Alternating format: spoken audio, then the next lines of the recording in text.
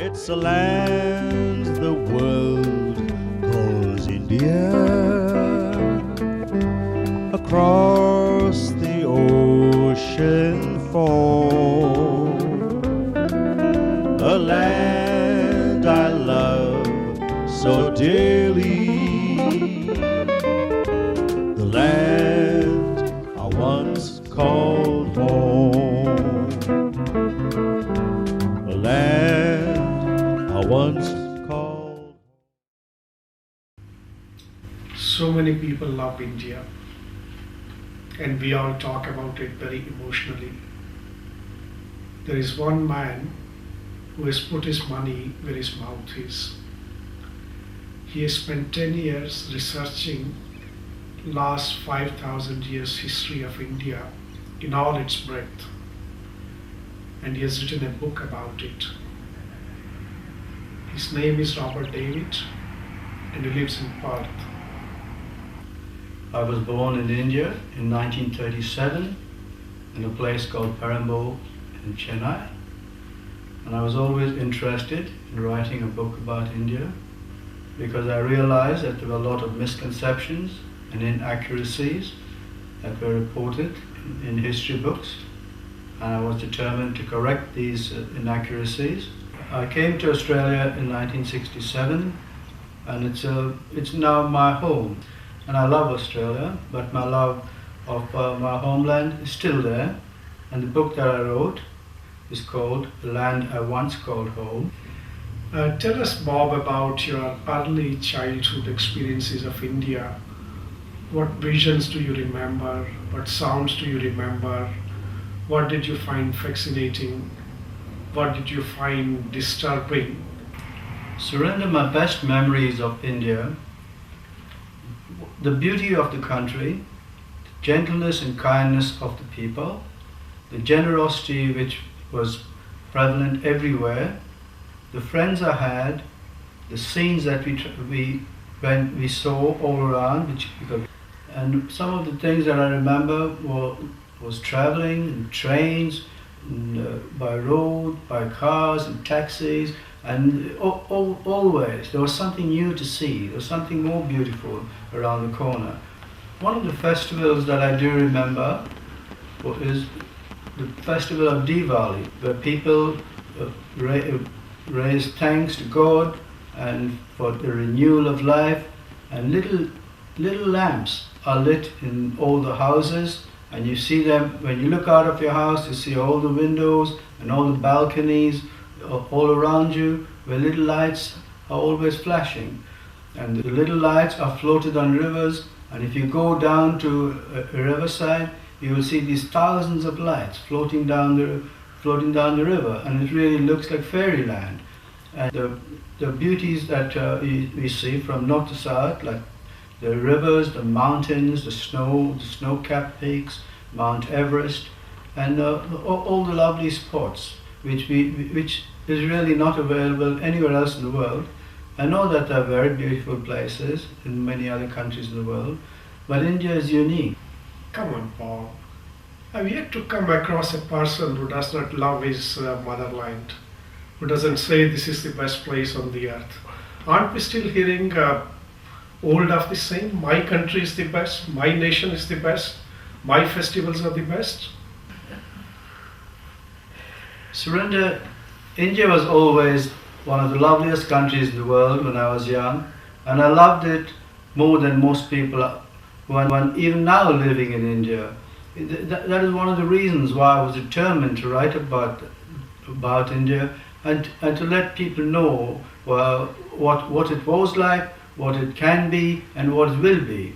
But India was a land I once called home. It was a land I loved for 30 years, and you can't take that away. And to me, there was nothing like India in those days, and even now. I believe that India is one of the greatest countries, and it will be the greatest country very, very soon. Come on, Bob. Talk to anyone who has gone to India. Talk to kids who were born there. Talk to parents who lived all their life in India and now they've come here. Do you know what do they say? I'm sure you've heard it before. They say India is hot, there's a lot of garbage, trains don't run on time, taxis are no good, roads are too crowded. It's not a place where they would like to live. Do you want us to believe it's the best country on earth? Surinder, there are many perspectives about India, but we don't cover the whole spectrum. We only look at superficialities and things that are visible to the eye. For 2000 years, it was the richest and most powerful country in the world. When we look at surface things, we don't realize what was there before. India was the motherland of our race, the mother of all of us, said an American Will Duran. In religion, India is the only millionaire. That was said by Mark Twain. The advances in science that we consider to have been made in Europe were in fact made in India. That was said by an Englishman. A German Indologist supported that. There's one place on the face of the earth where all the dreams of living man have found a home from the very earliest days. When man began the dream of existence, it is India. That was Romain Rolland, the French philosopher. Well, these sentiments tell us what India was and what India can and will be. India is now one of the greatest countries in space technology, in biotechnology, in ocean technology, in computer science. It is the best. And in stock markets and money matters and capital markets, it is one of the best. India is the fourth greatest economy in the world today. Its GDP is the fourth highest. Its Army, Navy and Air Force are in the first four ranked in the world. And so there is great scope, you know. If we look at a smaller picture, then we're not going to get a true picture of India. Most things in India are not publicized. They're kept hidden for whatever reason. People wish it to be like that. But my book will explain these things. It will show people from India, kids and adults and grandparents, what India was and what India will become.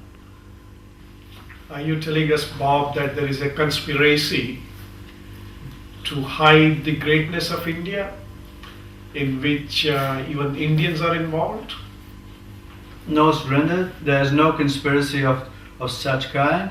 It is just indifference and I think a lack of education of the masses, so people are not aware of the great things that are taking place. And I think Indians or Indian people of Indian origin should read more about the glories of the past and the greatness of the present and what will and project in their own minds what is going to be in the future. Looking at media reports which concentrate on negative aspects will not correct this perspective. Wow, there seems to be some truth in what you're saying. I have seen whenever there is a good achievement by India, it doesn't make it in the international press. Whereas snakes and beggars, they're splashed all over, and I'm disturbed by that. I'm glad you feel the same way, and you've actually done something about it. India was once what they called a golden bird, called a Sone ki Chidiya. But that's all we know about India's past. Nothing else has been taught to us. We do not know really how it was a Sone ki Chidiya. What was there really that was glorious about India? Can you tell us some of the things that you have found? In the past, there were things like the Taj Mahal, there were places like the Taj Mahal and Angkor Wat and Borobudur, and there are temples which are built starting from the surface and going downwards, which are bigger than any other edifice in the world. There are paintings which are there for 50,000 years. Then further on the track, there are the peacock throne, the great paintings, the miniatures which are sold around the world, which were confiscated and taken away, and which are now coming to light. Now, if we look at the third, in BC, say over 2000 years ago, we had great kings. We had Chandragupta, the Mauryan king. We had his grandson Ashoka. He defeated armies of Chandragupta, defeated Alexander. Alexander's general Seleucus Nicator came to India. Then we know that Greeks were trading in India for 3,000 years. They came there at about 3000 BC. People like Pliny and Theseus. But these people were in India. They studied in Indian universities such as Taxila. They later studied at Nalanda University. There were people from Greece and all the Middle Eastern countries, from southern Russia, from China, and they all came to study in India. And at that time it was reported that India was producing the best steel in the world. The Greek Edrisi, he said there are no sabers in the world such as made by Indian steel. These steel implements were taken by the Romans to conquer Western Europe. At one stage it is believed that 1,000 Romans walked the streets of India, and India was minting coins for the rest of the world because the technology was not available in other parts of the world at that time. There have been invaders and migrants and people coming into India for thousands of years, and these are just a few of the things which appear in my book. That's a lot of information. I'm sure you have mentioned in your book what's your source of information, but why is it most Indians don't know? Why is it that we are not taught these things in our schools? Why is it that we are just told one sentence, India was once a Sone ki chidiya, but there's no substantiation that's given to it. But from what you are telling me, there are documents in India, in other countries, which tell this glory of India. Why is it's being suppressed in India? Why is it kids are not being taught about it? Why there is no research about it? The history books that are now printed just follow the same historical information that has been produced by foreign sources about India, no doubt. But there has been so much omitted that the children nowadays do not know the real things which took place, or they have got a different perspective. Surrender, people do not know much about the wars. For one thing, the Indian armies were considered the best soldiers in the world, and this is revealed in the book. There actually were 1.3 million people in the First World War, and the Second World War there were over 2.6 million Indians, and they were in East Africa, they were in the Middle East, they were all over Europe. In Dunkirk there were Indians and Anglo Indians. In the French plains, thousands of Indians have died. At Gallipoli, the only regiment to win its objective was an Indian regiment. Stories and the heroic heroism of these people are not available from any other source. I had to get into very ancient, very old documents, very obscure sources, but they are available, and they are now appearing also on the internet in things like Bharat Rakshak, in the army things, in Jagan Mohan, in the Indian Army, NIC, Abhishek, My Brave Net. So there are sources where people can get this information, but unless there's some interest evoked among the people, and books such as mine that come out which detail these things, people won't know about these sources. One of the misconceptions about India, Surinder, is that India was not a maritime nation, that they don't have a maritime history, but in reality India's maritime history extends over 4,000 years. Actually the word navigation comes from the Sanskrit word navgati. The first mariner's compass was made by Indians. It was a hollow fish. It was floating in heavy oil, and it always pointed north. Much of India's ships were built for other nations, and 3,000 ships, Indian ships, policed the seas. Marco Polo in 1292 has written extensively about Indian ships, and he said they were the best ships, and the best shipyards were in India. That's amazing. All this information is available in the war's archives only. No one has ever bothered to go there and dig it out like you have done. Why such a disinterest in Indian history by Indians?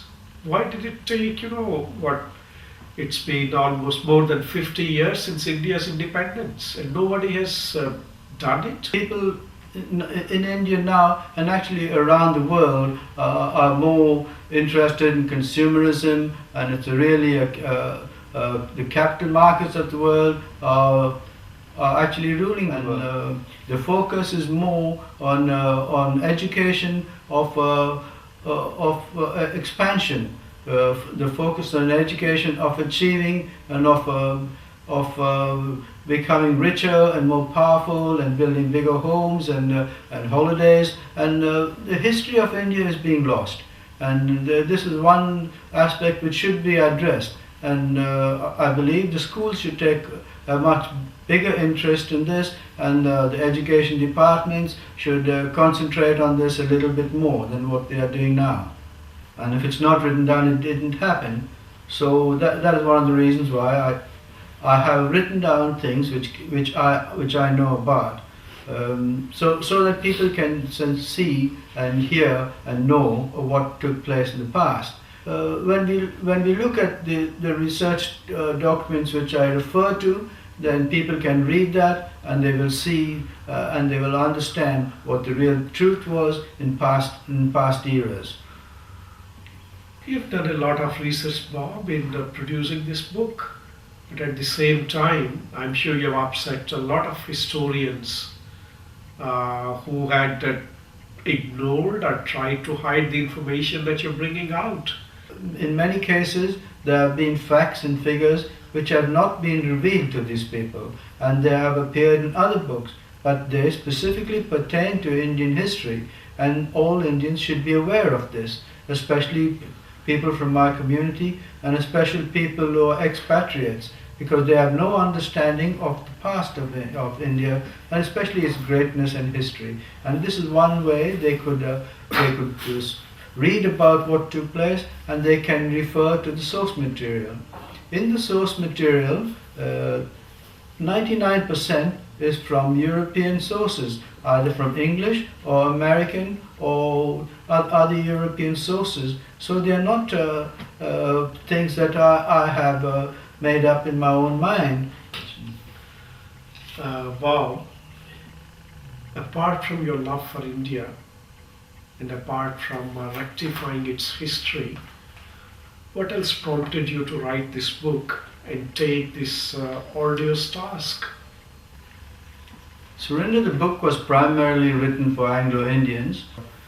The Indian Constitution at Article 366(2) defines an Anglo Indian as a person whose father or any other male progenitor in the paternal line is or was of European descent. Some of the famous Anglo Indians that we all know about, one is Frank Anthony, the other Sir Henry Gidney. Frank Anthony said, "First and last, you are sons of India." And he was very loyal to his country, and he wanted all Anglo-Indians to share that loyalty. And today the associations make people aware that the maternal heritage is equally great as the paternal heritage, and the education process is going on through the communities all around the world. There was James Skinner, who was the greatest Anglo-Indian warrior of all times. There was James Kidd, there was Henry D. Rossio, and the list is endless. And Trevor Kilo was credited with taking out the first saber jet the Pakistani American Saberjet, and Denzel Kilo took one out soon after, and they were called Brothers in Arms, and they were known as American Saber Slayers. And they were also very great sportsmen. There was Arthur Suarez, who in the army while stationed in the Middle East, he knocked out 3 Middle Eastern champions in the same night. India excelled in all speed. Henry de Rosier was one of India's greatest poets, but perhaps the greatest Anglo-Indian of all was Allan Octavian Hume. He was the instigator of the Indian National Congress. It was his lecture at Calcutta University which fired the blood of all Indian nationalists, and the Indian National Congress was eventually founded. Robert David has made perhaps the most thoroughly researched attempt to make Anglo-Indians proud of their maternal heritage. His story will make every Indian heart thunder with pride, Anglos and non-Anglos. This is my son Neil, who was mentioned in my book and took quite an active part in its preparation. My father used to tell me all these interesting stories, and it's fascinated me, being an Anglo-Indian myself, about the true history and the true culture and style of India. He always said to me that one of his ambitions was to write a book, and I've spent many hours with him discussing about the history and the information, gathering information about how he was going to go about writing this book and achieving one of his biggest achievements in life, which is, I recall him spending many hours locked away in his room, researching many hours, early hours of the morning on the computer. I'd go there sometimes in the morning and knock on his door, and he'd be busy there with the lights on, writing down different paragraphs, typing away on his computer till early hours of the morning. Sometimes he'd be there for days and days, rarely sleeping and rarely eating, because he'd be so involved in making sure that every word, every paragraph, every bit of information that he gathered was correct information. Father, he's always been the rock in the family. He's always been the strong one. He's always been there with any situations or any problems or anything have happened. And right now what I'd like to do is introduce you to my mother, Phyllis David. It has been a great achievement for Bob. He had this great desire to always write all these little stories about India. And when he left work, he followed his passion. And he went on to write the book. But this took many years, 10 years in the making, and went through 3 computers. And every night he would tell me all these little stories of what he was going to put in his book. And I told him he'd better call it the never-ending story. Because but it was really very interesting. And finally I tell him, look, I just want to go to sleep, so please finish the story. Anyway, person, Harry, who was going to print the book and publish it, he said he'd never come across anything like it at that magnitude in his life, so he was very excited about it, and his little team got together, and then we went to the Gymkhana Club to thank them, took them all to dinner, and the first copy they presented it to Bob, which was so nice. It was a little it was so moving, and couldn't believe that he had really achieved his passion. He was almost in tears when he saw it, and it has taken off well, so that's all that matters, really. And you're happy about it.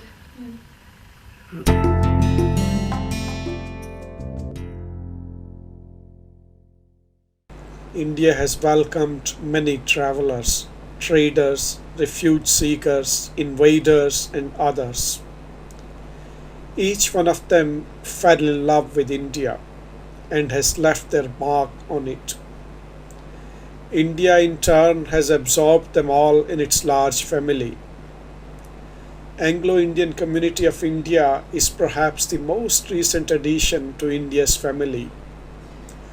More anyone loves India, more India will love them back.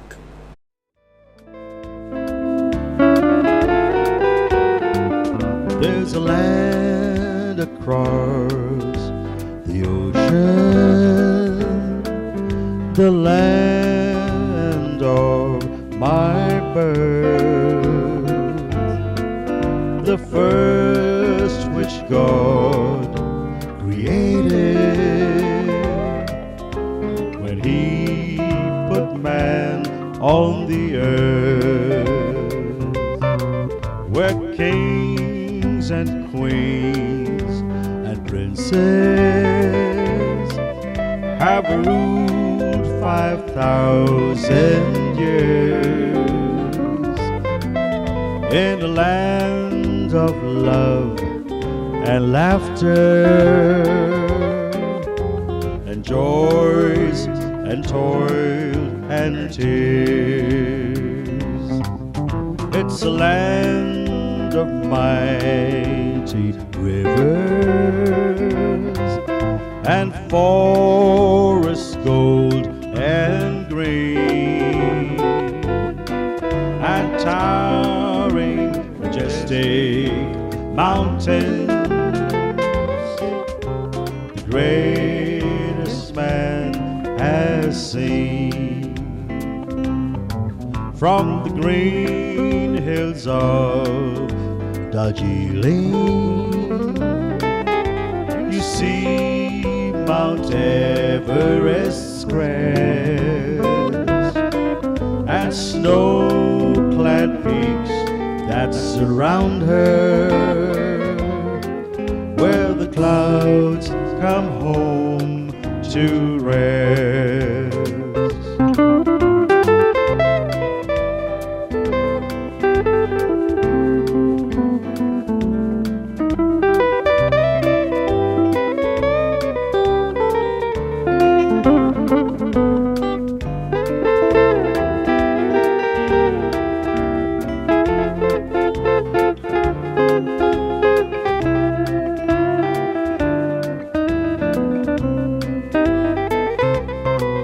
There's the Taj Mahal, so lovely, and Red Fort nearby, where a king once pined for his lost love, prayed that he could die. It's a land the world calls India, across the ocean fall, a land I love so dearly, the land I once called home, a land I once called home, the land I once called home, home.